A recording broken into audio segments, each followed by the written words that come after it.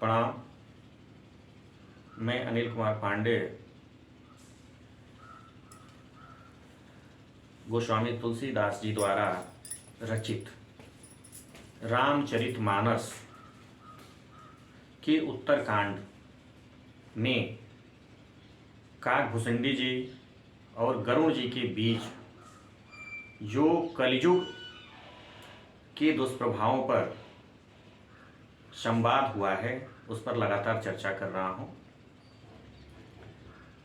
आपने इसके पहले भी बहुत सारे दोहे और चौपाई सुने हैं और मैं अब इसके आगे का वर्णन करता हूँ। गोस्वामी तुलसीदास जी ने लिखा है,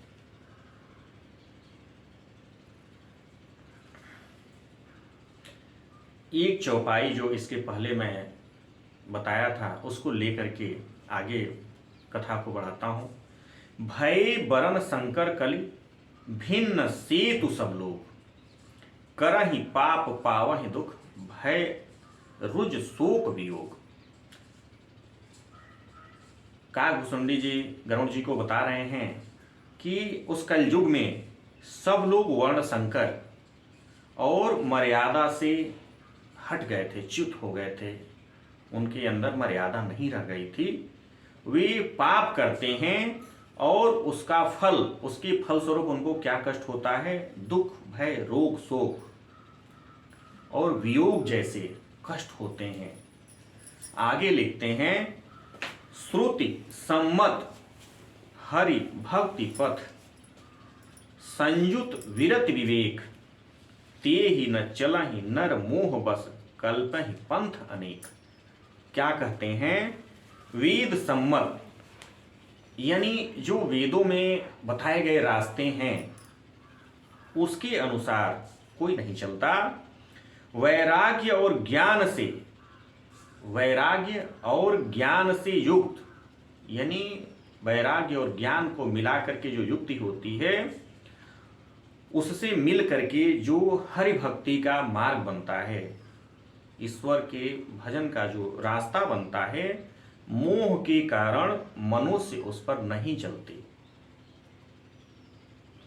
वेद मार्ग पर और जो अन्य जो सुपथ हैं उस पर मनुष्य नहीं चलते। कहाँ चलते हैं? अनेकों पंथों की कल्पना करते रहते हैं। वे सोचते हैं अब इस रास्ते पे चलना ठीक है, मेरे दिमाग में तो ये बात आती है अब इस रास्ते पे चलना ठीक है। इस तरह का प्रभाव देखा जाता है। आगे, बहुदाम सवारहि धाम जति विषया हरि लिन्हिन रति विरति, तपसी धनवंत दरिद्र गृही कलि कौतुक तात न जात कहीं।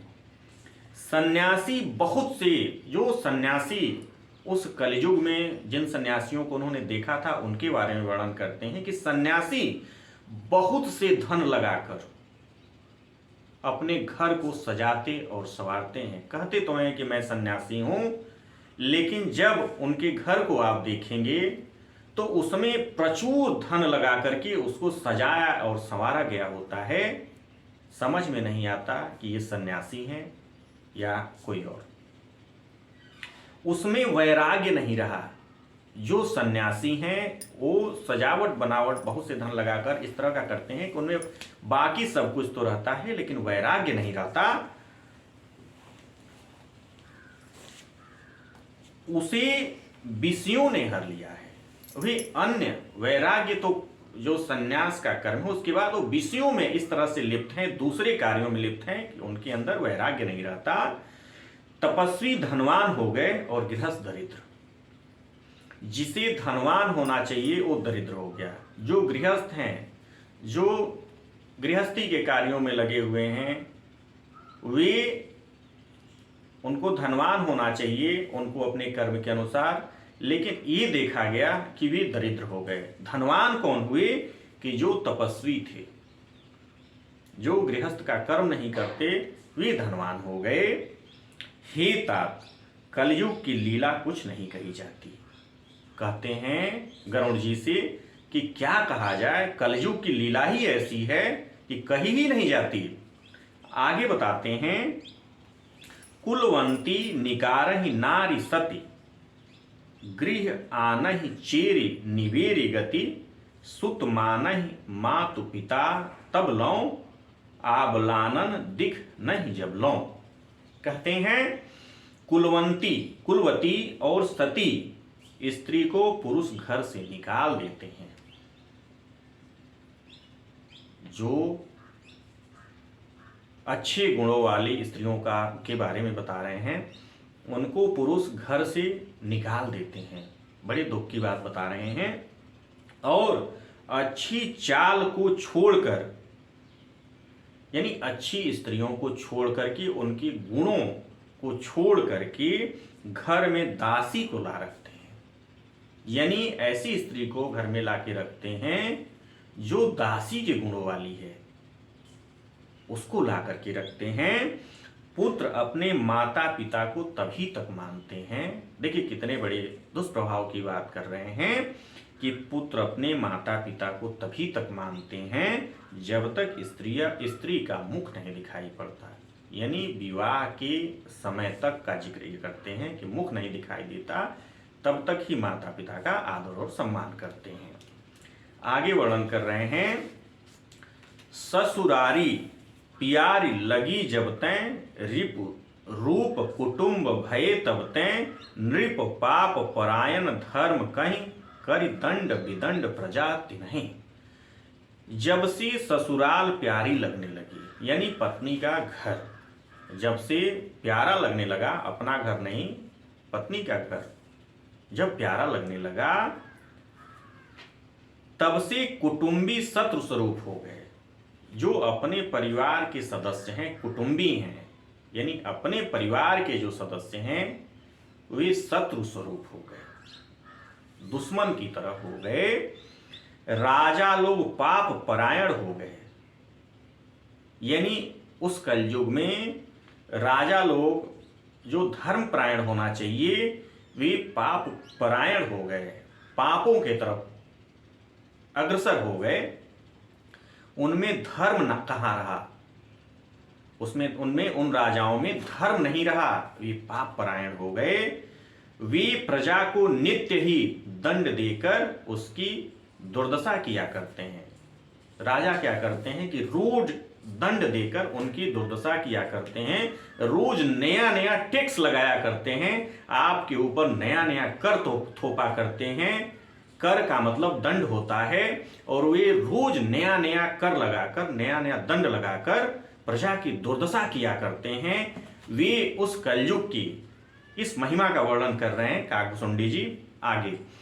धनवंत कुलीन मलिन अपि, द्विजचिह्न जनेऊ उधार तपि, नहि मान पुराण न वेदहि जो, हरि सेवक संत कही कलिसो। क्या कहते हैं, धनी लोग मलिन होने पर भी कुलीन माने जाते हैं। धनी लोग, जिसके पास धन दौलत प्रचुर मात्रा में है, वे मलिन होने पर भी कुलीन माने जाते हैं। मलिन का अर्थ वर्णों में नीचे या कर्मों में नीचे, जो छोटे कर्म के लोग हैं उनके बारे में कहा जाता है। मलिन का मतलब जिनके कर्म छोटे हैं, वे अगर धन में, उनके पास धन प्रचुर मात्रा में है, तो वे मलिन होने के बाद भी कुलीन माने जाते हैं, बहुत अच्छे माने जाते हैं। द्विज का चिन्ह जनेऊ मात्र रह गया, और नंगे वदन रहना तपस्वी का। क्या हो गया कि जो द्विज हैं, जो अच्छे आचरण वाले लोग हैं, उनका निशान क्या रह गया कि आप वो जनेऊ बस उनके गले में रह गया, इसके बाद सब कुछ नष्ट होता चला गया।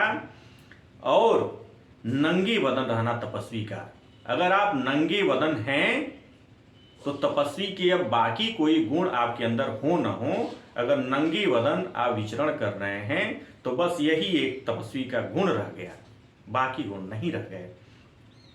जो वेदों और पुराणों को नहीं मानते, जो लोग वेदों और पुराणों को, सदग्रंथों को नहीं मानते, कलयुग में वे ही हरिभक्त और सच्चे संत कहलाते हैं।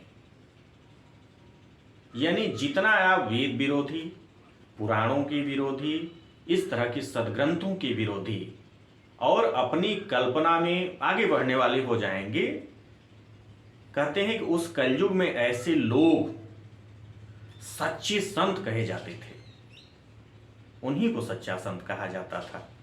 आगे बता रहे हैं, कवि वृंद उदार दुनि न सुनी, गुण दूषक ब्रात न कोपि गुनी, कलि बारहि बार दुलार परे, बिनु अन्न दुखी सब लोग मरे।